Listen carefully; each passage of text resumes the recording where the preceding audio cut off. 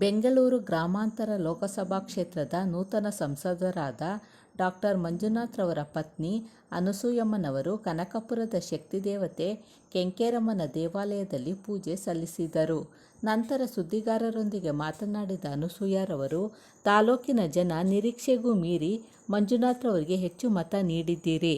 ಕನಕಪುರ ವಿಧಾನಸಭಾ ಕ್ಷೇತ್ರದ ಮೂಲಭೂತ ಸಮಸ್ಯೆಗಳಾದ ಶಿಕ್ಷಣ, ಆರೋಗ್ಯ, ಕೃಷಿಗೆ ಹೆಚ್ಚು ಒತ್ತು ನೀಡಲು ನೂತನ ಸಂಸದರು ಚಿಂತಿಸಿರುವುದಾಗಿ ತಿಳಿಸಿದರು. ತಾಲೂಕು ಕೇಂದ್ರದಲ್ಲಿ ದೊಡ್ಡ ಆಸ್ಪತ್ರೆಗಳಿದ್ದು ವೈದ್ಯರ ಕೊರತೆ ಇದೆ. ಖಾಲಿ ಇರುವ ಹುದ್ದೆಗಳಿಗೆ ವೈದ್ಯರು ಮತ್ತು ಸಿಬ್ಬಂದಿಗಳನ್ನು ನೇಮಿಸಿ ಬಂದ ರೋಗಿಗಳಿಗೆ ಕನಿಷ್ಠ ಪ್ರಾಥಮಿಕ ಚಿಕಿತ್ಸೆ ನೀಡುವಂತಾಗಬೇಕು. ಇದಕ್ಕೆ ಸಂಸದರು ಹೆಚ್ಚು ಶ್ರಮ ವಹಿಸಲಿದ್ದಾರೆ ಎಂದರು. ಹಾರೋಹಳ್ಳಿಯವರೆಗೆ ಮೆಟ್ರೋ ರೈಲು ಮಾರ್ಗವನ್ನು ವಿಸ್ತರಿಸಲು ಮತ್ತು ಕನಕಪುರದಿಂದ ಸತ್ಯಮಂಗಲ ರೈಲು ಮಾರ್ಗಕ್ಕೆ ಅನುಮೋದನೆ ತರಲು ಕೇಂದ್ರ ಸರ್ಕಾರದ ಮೇಲೆ ಒತ್ತಡ ತರುವುದಾಗಿ ತಿಳಿಸಿದರು. ಜೆಡಿಎಸ್ನ ನಾಗರಾಜು, ಚಿನ್ನಸ್ವಾಮಿ, ರಾಜೇಶ್ ನಲ್ಲಹಳ್ಳಿ, ಶಿವಕುಮಾರ್, ರಾಂಪುರ ಕೃಷ್ಣಪ್ಪ, ಮುದುವಾಡಿ ಪ್ರಕಾಶ್, ನಾಗರಾಜು, ಗೊಲ್ಲಹಳ್ಳಿ ಸುರೇಶ್, ಶೋಭಾ ಮತ್ತು ಬಿಜೆಪಿಯ ಪ್ರಮೀಳಾ ಮೂರ್ತಿ, ವರಲಕ್ಷ್ಮಿ, ಮಮತಾ ಸೇರಿದಂತೆ ಹಲವಾರು ಮುಖಂಡರು ಮತ್ತು ಕಾರ್ಯಕರ್ತರು ಹಾಜರಿದ್ದರು.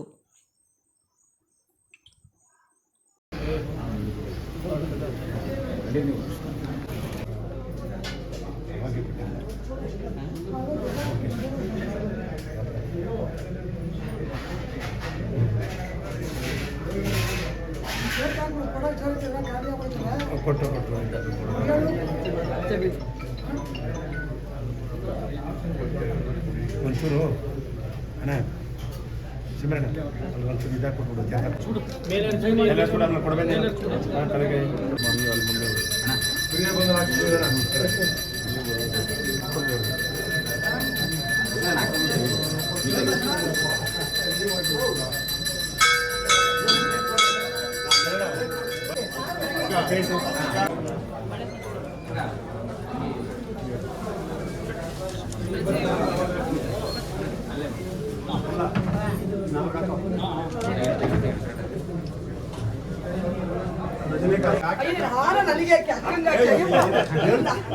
ಇಲ್ಲ ಪ್ರೀತಿಯಿಂದ ಆಗ್ತಾರೆ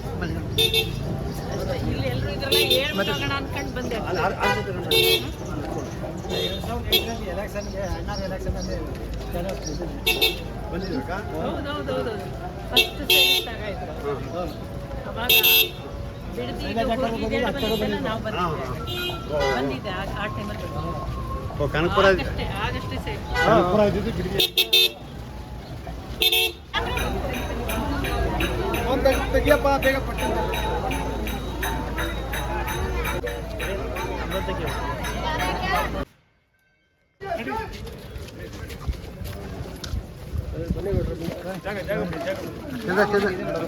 ಎಲ್ಲ ಬನ್ನಿ ಪೂಜೆ ಫಸ್ಟು ಪಾಪ ಬೆಳಗ್ಗೆಯಿಂದ ಕಾಯ್ತಾರೆ ಕೊಟ್ಟಾರೆ ಕರಿಯಪ್ಪ ಅಂದ್ಬಿಟ್ಟು ನಮ್ಮ ಎಲ್ಲ ಜನಗಳು ಸೇರಿ ಕರಿಯಪ್ಪ ಅಂತ ಬಪ್ಪ ಮುಟ್ಟು ಬಿಜೆಪಿ ಮನಮದ ನೀರು ಕೊಟ್ಟು ಕೊಡಲಿ ಹಂಚ್ಕೊಳ್ಳಿ. ಅಮ್ಮ ನಮಸ್ಕಾರ.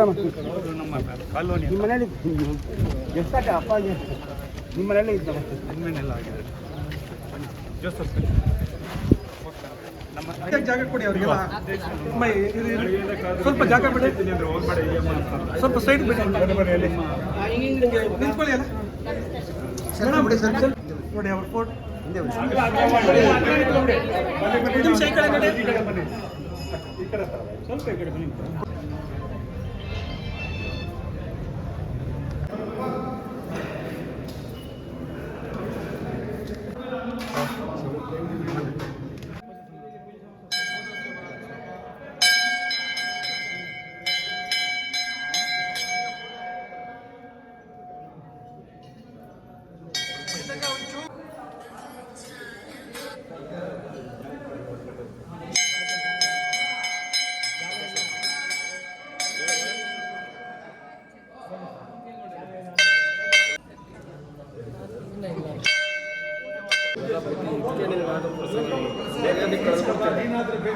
ನಿಮ್ದೇನಿದ್ರೆ ಯಾಕೆ ಕಾಸು ಕೇಳಬಾರ್ದು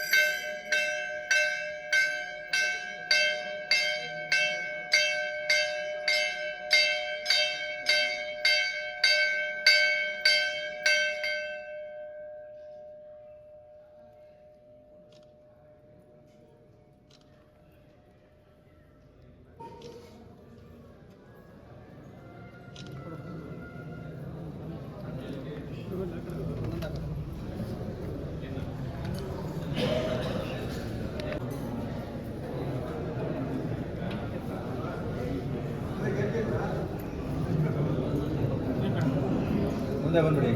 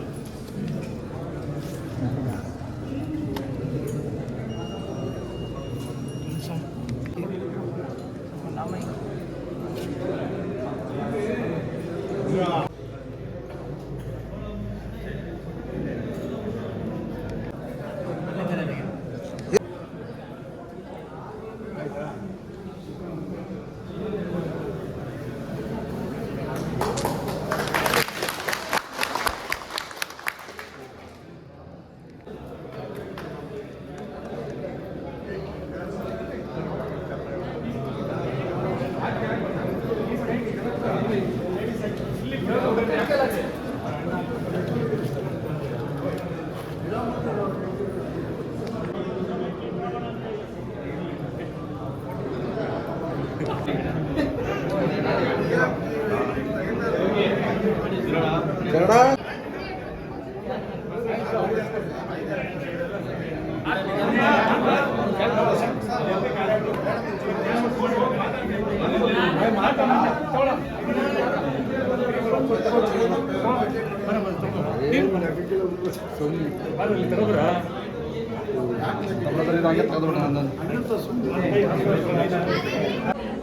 ಎಲ್ರಿಗೂ ನಾನು ನಮಸ್ಕಾರ. ಆದರೆ ಎಲ್ಲರೂ ನಾನು ಕ್ಷಮೆ ಕೇಳೋಕ್ಕೆ ಇಷ್ಟಪಡ್ತೀನಿ. ಯಾಕೆಂದರೆ ಕೆಲವು ಕಾರಣದಿಂದ ನಾನು ತಡವಾಗಿ ಬಂದೆ. ನಾನು ಇವತ್ತಿಂದ ಕರೆಕ್ಟಾಗಿ ಟೈಮ್ ಫಾಲೋ ಮಾಡಬೇಕು ಅಂದ್ಕೊಂಡೆ, ಆದರೆ ಅದು ಆಗಲಿಲ್ಲ. ಅದರಿಂದ ಎಲ್ಲರಿಗೂ ಕ್ಷಮೆ ಕೇಳ್ತಿದ್ದೀನಿ. ಈ ಸಂಭ್ರಮಕ್ಕೆ ಕಾರಣ ಇಲ್ಲ ಇಲ್ಲಿ ಸೇರಿರ್ತಂಥ ನಾಯಕರು, ಕಾರ್ಯಕರ್ತರು ಅಂತ ಮೊಟ್ಟ ಮೊದಲನೇದಾಗಿ ಅವರೆಲ್ಲರಿಗೂ ನನ್ನ ಮನಸ್ಪೂರ್ವಕವಾದ ಧನ್ಯವಾದಗಳನ್ನು ಹೇಳೋಕ್ಕೆ ಇಷ್ಟಪಡ್ತೀನಿ. ಕಳೆದ ಬಾರಿ ಇದೇ ಜಾಗದಲ್ಲಿ ನಾನು ತಾಯಿಗೆ ಒಂದು ಪ್ರಾರ್ಥನೆ ಮಾಡಿ ಹೊರಡಬೇಕಾದ್ರೆ ನೀವೆಲ್ಲ ಒಂದು ಪ್ರಶ್ನೆ ಕೇಳಿದ್ರಿ, 50-50 ಇದೆ ಅಂತ ಹೇಳಿದ್ರಿ. ನಾನು ಅವಾಗೊಂದು ಮಾತು ಕೇಳಿದ್ದೆ, ನಾನು ಒಂದೊಂಚೂರು ಜಾಸ್ತಿ ಕೊಡಿಸಿ 51 ಅವ್ರಿಗೆ 49 ಇರಲಿ ಅಂತ ಹೇಳಿದ್ದೆ. ಈ ಜಾಗದ ಮಹಿಮೇನೋ ಏನೋ ಗೊತ್ತಿಲ್ಲ, ತಾಯಿ ನನ್ನ ಪ್ರಾರ್ಥನೆ ನೆರವೇರಿಸ್ಕೊಟ್ಟಿದ್ದಾಳೆ. ಇವತ್ತು ನಾನಿಲ್ಲಿ ಒಂದು ಧನ್ಯವಾದ ಹೇಳಕ್ಕೆ ಬಂದಿದ್ದೀನಿ ಅಷ್ಟೇ. ತಾಯಿಗೆ ಒಂದು ನಮಸ್ಕಾರ ಮಾಡಿ ಮಾಡ್ಕೊಂಡು ಪ್ರಸಾದ ತಗೊಂಡು ಹೋಗಿ ಬಂದಿದ್ದೀನಿ. ಅದನ್ನು ಇಲ್ಲಿ ಎಲ್ಲರೂ ಸೇರಿ ತಾಯಿಗೆ ಒಂದು ಪ್ರಾರ್ಥನೆ ಮಾಡಿ ಹೋಗ್ತೀವಿ. ಮುಂದಿನ ದಿನಗಳಲ್ಲಿ ಇಲ್ಲಿ ಒಳ್ಳೆಯ ಕೆಲಸಗಳಾಗಬೇಕು. ಒಂದು ಎರಡನೇದಾಗಿ ಇಲ್ಲಿ ಎಲ್ಲರೂ ಒಗ್ಗಟ್ಟಲ್ಲಿ ಒಂದು ಒಳ್ಳೆಯ ಭಾವನೆಯಲ್ಲಿ ಒಂದು ಜೀವನ ಸಿಗಲಿ ಎಲ್ರಿಗೂ ಅಂತ ಕೇಳ್ತೀವಿ. ಯಾವುದೇ ರೀತಿ ಸಣ್ಣ ಪುಟ್ಟ ವ್ಯತ್ಯಾಸಗಳು ಬಂದರೂ ಅದು ಮರೆತು ಸಹಬಾಳ್ವೆ ಆಗಲಿ ಕನಕಪುರ ತಾಲೂಕಲ್ಲಿ ಅನ್ನೋದು ನಾನು ತಾಯಿಯ ಪ್ರಾರ್ಥನೆ ಮಾಡಿದ್ದೀನಿ. ಯಾರಿಗೂ ಒಂದು ಮನಸ್ಸಿಗೆ ನೋವಾಗಬಾರ್ದು ಅಥವಾ ಒಂದು ಕೆಟ್ಟ ರೀತಿಯಲ್ಲಿ ಕೆಲವರೆಲ್ಲ ಹೇಳ್ತಾ ಇದ್ರು ತಾಲೂಕು ಆಫೀಸ್, ಅದೆಲ್ಲ ಇನ್ನು ಮುಂದಿನ ದಿನಗಳಲ್ಲಿ ಆ ಥರದ್ದು ಯಾವುದೂ ಇಲ್ಲಿ ನಡೀಬಾರ್ದು ಅನ್ನೋದೊಂದು ನನ್ನ ಮನಸ್ಸಿನ ಆಸೆ. ಕ್ಷೇತ್ರದ ಜನತೆಗೆ ಏನು ಇಲ್ಲಿ ಸದ್ಯಕ್ಕಿರೋ ಆಸ್ಪತ್ರೆಯ ಕಟ್ಟಡಗಳಿಗೆ ಸರಿಯಾದ ಒಬ್ಬ ಸಿಬ್ಬಂದಿಗಳನ್ನ ಜೋಡಿಸಬೇಕಾದ ಮೊದಲನೇ ಕರ್ತವ್ಯ ಆಗಿದೆ. ಏಕೆಂದರೆ ಇರೋ ಒಂದು ಸಣ್ಣ ಜ್ವರ ಏನೋ ಬಂದು ಯಾವುದೋ ಊರಿಗೆ ಹೋಗೋದು ಎದುರಿಗಿರೋ ಆಸ್ಪತ್ರೆಗೆ ಒಂದು ಒಳ್ಳೆ ಡಾಕ್ಟ್ರುಗಳದೊಂದು ವ್ಯವಸ್ಥೆ ಮಾಡಬೇಕು ಅನ್ನೋದು ನನ್ನ ಸಂಕಲ್ಪ. ಏಕೆಂದರೆ ಸಾತ್ನೂರ ಹತ್ರ ಒಂದು ದೊಡ್ಡ ಆಸ್ಪತ್ರೆ ಕಟ್ಟಡ ಹಾಗೆ ಕನಕಪುರದ ಎಂಟ್ರಾಗಬೇಕಾದ್ರೆ ಒಂದಿದೆ ತಾಯಿ ಮಕ್ಕಳು. ಅಂಥದ್ದು ತಾಲೂಕಲ್ಲಿ ಎಷ್ಟಿದೆ ಅದು ಮೊದಲನೇ ಆದ್ಯತೆ ಅದು ಒಂದು ಸಿಬ್ಬಂದಿಗಳ ಕೊರತೆ ಇರುತ್ತೆ, ಸಿಬ್ಬಂದಿಗಳಿಗಾಗಬೇಕು. ಆಮೇಲೆ ಮುಖ್ಯವಾಗಿ ತಕ್ಷಣಕ್ಕೆ ಪ್ರಥಮ ಚಿಕಿತ್ಸೆಗೆ ಬೇಕಾಗೋ ಅಂಥ ಒಂದು ಔಷಧಿಗಳು ಸಿಗೋ ಹಾಗಿರಬೇಕು ಅನ್ನೋದಿದೆ. ನಮ್ಮದು ಈ ಥರ ಕೆಲವೆಲ್ಲ ಮನಸ್ಸಿನಲ್ಲಿ ಒಂದು ಕಾರ್ಯ ಮಾಡಬೇಕು ಅನ್ನೋದೊಂದು ಸಿದ್ಧಪಡಿಸ್ಕೊಂಡಿದ್ದೀವಿ. ಅದರ ನಿಟ್ಟಿನಲ್ಲೇ ನಾವು ದೊಡ್ಡ ವೇಗದಲ್ಲಿ ಓಡ್ತೀವಿ ಅಂತ ಹೇಳಲ್ಲ, ನಾವು ನಿಧಾನಕ್ಕಾದರೂ ಸರಿ ಒಂದು ಗುರಿ ಮುಟ್ಟಬೇಕು ಅನ್ನೋದಿದೆಯಲ್ಲ. ರೈಲ್ವೇದು ಅದು ಈಗಷ್ಟೇ ನಾನು ಕೇಳಿದ್ದು, ನೋಡೋಣ ಅದ್ರ ಬಗ್ಗೆನೂ ಒಂದು ಪ್ರಯತ್ನಪಟ್ಟು ಮಾಡೋ ನಿಟ್ಟಿನಲ್ಲೇ ಕೆಲಸ ಮಾಡೋದು. ರೈಲ್ವೇದು ಗೊತ್ತಿಲ್ಲ, ನೀವು ಇವತ್ತು ಹೇಳಿದಾಗಲೇ ನಾನು ಹೇಳ್ತಾ ಇದ್ದೆ, ಹಾರೋಹಳ್ಳಿ ತನಕ ಆದರೆ ಮೆಟ್ರೋ ಟ್ರೈನ್ ಬರಬೇಕು ಅಂತ ಹೇಳ್ತಾರೆ. ಯಾಕೆಂದರೆ ಅಲ್ಲಿ ಆ ಕಾರಣಕ್ಕೆ ಅದರದ್ದು ಒಂದು ಹೇಳಬೇಕು ಮಾಡೋದಕ್ಕೆ ಅಂತಲೇ ಹೇಳ್ತಾ ಇದ್ದಾರೆ. ಅದೊಂದು ನೀವು ಮಾಮೂಲಿ ರೈಲ್ ಅದನ್ನು ನೋಡೋಣ. ಮೊದಲನೇದಾಗಿ ಅವರೆಲ್ಲರಿಗೂ ನನ್ನ ಹೃದಯಪೂರ್ವಕವಾದ ಅಭಿನಂದನೆಗಳು ಹೇಳ್ತೀನಿ.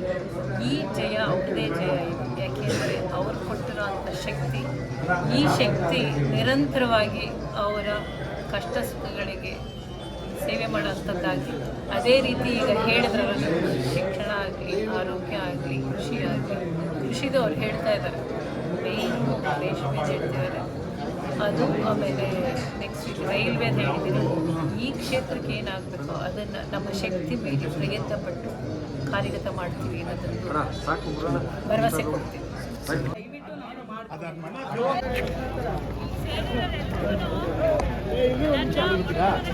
ನಮಸ್ಕಾರ. ಆದರೆ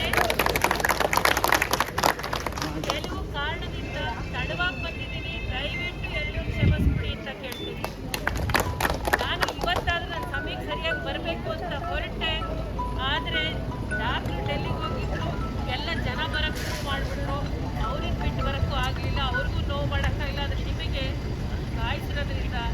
ಬೇಜಾರು ಮಾಡ್ಕೋಬೇಡಿ ಅಂತ ಸರಿ ಕೇಳ್ತೇನೆ. ಎಲ್ಲ ನಮ್ಮ ಕಾರ್ಯಕರ್ತರು, ಮುಖಂಡರು, ನಮ್ಮ ಎಲ್ಲ ಲೀಡರ್ಗಳು ಮತ್ತು ಅಕ್ಕ ತಂಗಿ ಎಲ್ಲ ಬಂದು ಬೆಳಗ್ಗೆ 10 ಕಾದಿ ಭಾಳ ಸಹಕಾರವನ್ನು ಮಾಡಿದರೆ. ಮಂಜುನಾಥ್ ಅವ್ರು ಗೆದ್ದಿದ್ದಾರೆ, ಒಳ್ಳೆ ಕೆಲಸವನ್ನು ಮಾಡ್ತಾರೆ. ನಮ್ಮ ಅಕ್ಕವರ ಮಾರ್ಗದರ್ಶನ ನಾವು ನೀವೆಲ್ಲ ಹೋಗಿ ಈ ತಾಲೂಕಿಗೆ ಒಳ್ಳೆ ಕೆಲಸವನ್ನು ಮಾಡೋಣ. ಮಾರ್ಗದರ್ಶನ ನೀವೆಲ್ಲ ಒಟ್ಟಾಗಿ ಹೋಗಿ ಮುಂದೆ ಎಲ್ಲ ಮಾಡೋಣ. ಬಂದ್ಮೇಲೆ ಅಯ್ಯಪ್ಪ ಸ್ವಾಮಿನ ಮೆರವಣಿಗೆ ಮಾಡಿ ಹೋಬಳಿ ಎಲ್ಲ ಹೋಗೋಣ. ಅವರು ಪ್ರತಿ ಹೋಬಳಿಗೂ ಬರ್ತಾರೆ, ಸ್ವಲ್ಪ ನಿಧಾನ ಆಗ್ಬೋದು. ಯಾಕೆಂದ್ರೆ ಈಗ ಅಲ್ಲಿ ಸರ್ಕಾರದ ಇದು ಡೆಲ್ಲಿಗೆ ಹೋಗಿದ್ದಾರೆ, ಹೇಳಿದ ಕರೆಕ್ಟ್. ಅದೇ ಕಾರಣ ನಾನು ಬಂದಿದ್ದೆ, ಅವ್ರ ಕೆಲಸಕ್ಕೆ ನಾನು ಇರಬೇಕಾಯ್ತು. ಆದರೆ ಎಲ್ಲರಿಗೂ ಹೇಳ್ತಿದ್ದೀನಿ, ಈ ಶಕ್ತಿ ನಿಮ್ಮದು. ಈ ಶಕ್ತಿನ ನಿರಂತರವಾಗಿ ಇಟ್ಕೊಂಡು ಈ ಕ್ಷೇತ್ರ ಒಳ್ಳೆ ರೀತಿಯಲ್ಲಿ ಇದು ಬೆಳವಣಿಗೆ ಆಗಬೇಕಷ್ಟೇ. ಈ ನಮ್ಮ ಶಕ್ತಿ ಒಳ್ಳೆ ದಾರಿಲಿ ಹೋಗಬೇಕು. ಯಾವುದೇ ಕಾರಣಕ್ಕೂ ನಾವು ಬೇರೆ ಥರ ಗಲಭೆ ಇದು ಯಾವುದೂ ಬೇಕಿಲ್ಲ. ನಾವು ಆಮೆಗತಿಲಿ ನಡೆದು ಮೊಲದ ಥರ ಜಂಪ್ ಮಾಡೋಕ್ಕಾಗ್ತಾ ಇದ್ರು, ಆಮೆಗತಿಲಿ ನಿಧಾನವಾಗಿ ಹೆಜ್ಜೆ ಹಾಕಿದ್ರು. ನಮ್ಮ ಗುರಿ ಮುಟ್ಟಬೇಕು. ಈಗ ನೀವು ಗುರಿ ಮುಟ್ಟಿದ್ದೀರಾ. ಇದೇ ರೀತಿ ಮುಂದಿನ ದಿನಗಳಲ್ಲಿ ನಮ್ಮ ಕ್ಷೇತ್ರದಲ್ಲಿ ಈಗ ರೈಲ್ವೆದೇ ಆಗಲಿ, ಆಸ್ಪತ್ರೆಗಾಗಿ ಹೇಳ್ತಾ ಇದ್ದಾರೆ ಎಲ್ಲವೂ, ಅವೆಲ್ಲವೂ ಸರಿಯಾದ ರೀತಿಯಲ್ಲಿ ಒಂದು ಕಾರ್ಯಗತವಾಗಿ ಬರಬೇಕು. ಹಂತವಾಗಿಯೇ ನಾವು ನಿಮ್ಮ ಜೊತೆಲಿರ್ತೀವಿ, ನೀವು ನಮಗೆ ಸಹಕಾರ ಕೊಡಿ. ಪ್ರತಿ ವಿಷಯದಲ್ಲೂ ಆಗ ಅಂಥದ್ದೆಲ್ಲದನ್ನು ಎಲ್ಲ ಒಟ್ಟು ಸೇರಿ ಮಾಡೋಣ ಅನ್ನೋದನ್ನು ನಿಮ್ಮಲ್ಲಿ ನಾನು ಕಳಕಳಿಯನ್ನು ಕೇಳ್ತೀನಿ. ಬಟ್ ಮೊದಲನೇದಾಗಿ ನಿಮ್ಮೆಲ್ಲರಿಗೂ ನಾವು ಯಾವ ರೀತಿ ಕೃತಜ್ಞತೆಗಳು ಹೇಳಬೇಕೋ ಗೊತ್ತಿಲ್ಲ. ಈ ರೀತಿಯಾಗಿ ಡಾಕ್ಟ್ರಿಗೆ ಒಂದು ಮತ ಬರುತ್ತೆ ಅನ್ನೋದು ಯಾರೂ ಸಹ ಆಲೋಚನೆ ಮಾಡಿರಲಿಲ್ಲ ಅನಿಸುತ್ತೆ. ಎಲ್ಲ ಶಕ್ತಿ ನಿಮ್ಮದೇ. ಮೊದಲನೇದಾಗಿ ನಿಮ್ಮೆಲ್ಲರಿಗೂ ನಾನು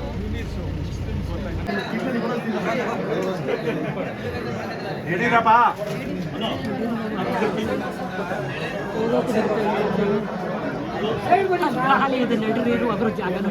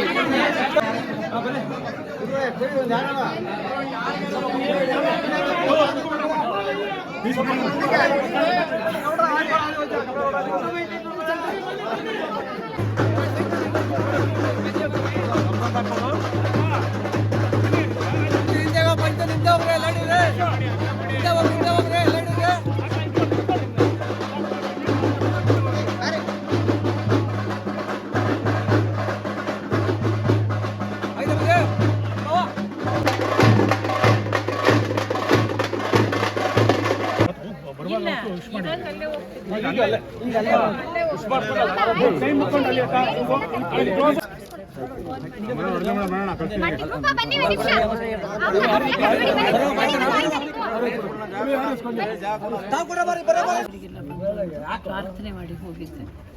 ಈಗಿದು ಒಂಥರ ಥ್ಯಾಂಕ್ಸ್ ಗಿವಿಂಗ್ ಥರ ಬಂದಾಗ ಜನರಿಗೆಲ್ಲ ಒಳ್ಳೇದಾಗಲಿ ಅಂತ ಹೇಳಿ ಬಂದೆ. ಈಗ ಮುಂದಿನ ದಿನಗಳಲ್ಲಿ ಒಳ್ಳೆ ಭವಿಷ್ಯ ಕೊಟ್ಟಿದ್ದಾರೆ, ಎಲ್ಲರಿಗೂ ಒಳ್ಳೇದಾಗಲಿ ಅಂತ ಹೇಳಿ ಬಂದಿದ್ದೀನಿ. ನಾವು ಮೊನ್ನೆ ಅವತ್ತು ಎಲೆಕ್ಷನ್ದು ಕೌಂಟಿಂಗ್ ದಿವಸ ಚಾಮುಂಡೇಶ್ವರಿ ಬೆಟ್ಟ ದೇವಸ್ಥಾನಕ್ಕೆ ಹೋಗಿದೆ ರಾಮನಗರದಲ್ಲಿ. ಪ್ರತಿ ತಾಲೂಕಲ್ಲಿ ಒಂದು ದೇವಸ್ಥಾನಕ್ಕೆ ಹೋಗಬೇಕು ಅಂತ ಒಂದು ಸಂಕಲ್ಪ ಇದೆ. ಏಕೆಂದರೆ ಆ ದೇವರ ರಕ್ಷಣೆನೇ ಬೇಕು ಮುಂದಿನೆಲ್ಲ ಮತದಾರರಿಗೂ ಮತ್ತು ಕಾರ್ಯಕರ್ತರಿಗೂ ಅಂತ ಅಷ್ಟೇ. ಮೇಡಮ್, ಕನಕಪುರ ಹೊರತುಪಡಿಸಿ ಮಿಕ್ಕಿದ 7 ವಿಧಾನಸಭಾ ಕ್ಷೇತ್ರಗಳಲ್ಲೂ ಕೂಡ ಎಷ್ಟು ಮತವನ್ನು ನೀಡಿರುವಂಥದ್ದು, ಎಲ್ಲ ಕ್ಷೇತ್ರಕ್ಕೂ ಹೋಗ್ತಾ ಇದ್ದಾರೆ ಇದು ಹೊರತುಪಡಿಸಿ? ಎಲ್ಲ ತಾಲೂಕಲ್ಲೂ ಒಂದೊಂದು ದೇವಸ್ಥಾನಕ್ಕೆ ಹೋಗಬೇಕು ಅಂತ ಅಂದ್ಕೊಂಡಿದ್ದೀನಿ. ಯಾಕೆಂದರೆ ಭಗವಂತ ಕರುಣಿಸಿದ, ನಾನು ಶುರುವಿನಲ್ಲೇ ಹೇಳಿದ್ದೆ ನನ್ನ ದೈವದಲ್ಲಿ ನಂಬಿಕೆ ಇದೆ. ದೈವಕ್ಕೆ ನಾನು ದೈವ ಅಂದರೆ ದೇವರಿಗೆ ಅಷ್ಟೇ. ಆಯಾಯ ತಾಲೂಕಲ್ಲಿ ಮಾಗಡಿಯಲ್ಲಿ ರಂಗನಾಥ ದೇವಸ್ಥಾನಕ್ಕೆ. ಮೇಡಮ್, ಕನಕಪುರದಲ್ಲಿ ನಿಮ್ಮ ಪ್ರಭಾವ ಹೆಚ್ಚಾಗಿ ಬೀರಿದೆ ಈ ಬಾರಿ ಈ ಚುನಾವಣೆಯಲ್ಲಿ ಅಂತ ಹೇಳಿ ಚರ್ಚೆ ನಡೀತಾ ಇದೆ, ಏನು ಹೇಳ್ತೀರಿ? ನಾನು ಸಾಮಾನ್ಯ ಕಾರ್ಯಕರ್ತೆ ಹೇಗೆ ನನ್ನ ಕೆಲಸ ಮಾಡಿದ್ದೀನಿ ಅಷ್ಟೇ, ಬೇರೆ ಇನ್ನೇನೂ ಇಲ್ಲ. ಅದಕ್ಕೆ ನಾಯಕರೆಲ್ಲ ಇಲ್ಲಿ ಮುಂಚೆಯಿಂದ ನಮ್ಮ ಮತ್ತು BJP ಪಕ್ಷದಲ್ಲಿದ್ದ ಎಲ್ಲ ನಾಯಕರುಗಳು ನನ್ನ ಜೊತೆಗೆ ನಿಂತು ಮಾಡಿದರೆ ಇದು ಶ್ರಮ ಅವ್ರದ್ದು, ನಾನು ಅವ್ರ ಜೊತೆ ನಿಂತಿದ್ದೀನಿ ಅಷ್ಟೇ. ಮೇಡಮ್, ಈಗ ಬೆಂಗಳೂರು ಗ್ರಾಮಾಂತರದಲ್ಲಿ ತಮ್ಮ ಪತಿಯವರ ಪರವಾಗಿ ನೀವು ಪ್ರಚಾರ ಮಾಡಿದ್ರಿ, ಈಗ ಜಯಗಳಿಸಿದ್ದಾರೆ. ಈಗ ಮತ್ತೊಂದು ಚರ್ಚೆ ಏನಂದರೆ ಚನ್ನಪಟ್ಟಣ ವಿಧಾನಸಭಾ ಕ್ಷೇತ್ರಕ್ಕೆ ನಿಖಿಲ್ ಕುಮಾರಸ್ವಾಮಿ ಅವರು ಅಭ್ಯರ್ಥಿ ಆಗ್ತಾರೆ, ಅಲ್ಲಿಗೂ ನೀವು ಪ್ರಚಾರಕ್ಕೆ ಹೋಗ್ತೀರಾ ಮೇಡಮ್ ಅವ್ರ ಪರವಾಗಿ? ಮೊಟ್ಟ ಮೊದಲನೇದಾಗಿ ಅಲ್ಲಿ ಚುನಾವಣೆ ಶುರು ಆಗಿಲ್ಲ, ಅಭ್ಯರ್ಥಿಗಳು ಯಾರು ಅಂತ ಗೊತ್ತಿಲ್ಲ. ಇದು ತುಂಬ ಪ್ರಿಮೆಚೂರ್ ಬೇಡ, ಅದರಿಂದ ಅದರ ಬಗ್ಗೆ ಈಗ ಚರ್ಚೆ ಬೇಡ.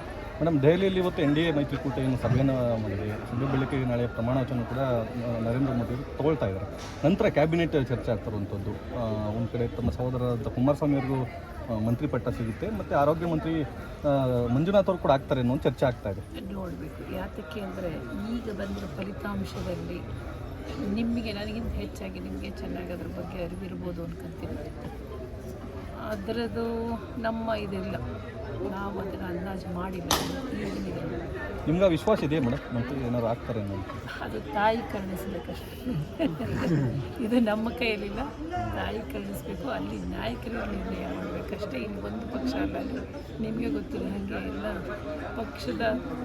ಎಲ್ಲ ಪಕ್ಷದ ವರಿಷ್ಠರು ಒಂದು ಒಮ್ಮತಕ್ಕೆ ಬಂದರೆ ಏನಾದರೂ ಒಂದು ಅವಕಾಶ ಸಿಗ್ಬೋದು. ಯಾಕಂದರೆ ಕಳೆದ ಬಾರಿ ಚನ್ನಪಟ್ಟಣಕ್ಕೆ ಬಂದಾಗ ಅಮಿತ್ ಶಾ ಅವರು ಒಂದು ಸುಳಿವನ್ನು ನೀಡಿದರು, ಮಂತ್ರಿ ಆಗ್ತಾರೆ ಅನ್ನೋ ಒಂದು ಸುಳಿವನ್ನು ನೀಡಿದರು. ಹಾಗಾಗಿ ಆವಾಗ ಅವರು ಅಂದಾಜು ಮಾಡಿದ ಫಲಿತಾಂಶ ಬೇರೆ ಇತ್ತು, ಈಗ ಸ್ವಲ್ಪ ಬೇರೆ ಇದೆ. ಅದರಿಂದ ನೋಡಬೇಕು. ಈಗ ಅವಕಾಶ ಇದೆ, ಖಂಡಿತ ಅವರು ಕೊಡ್ತಾರೆ ಅನ್ನೋ ನಂಬಿಕೆ, ಅವಕಾಶ ಇದೆ. Thank you madam.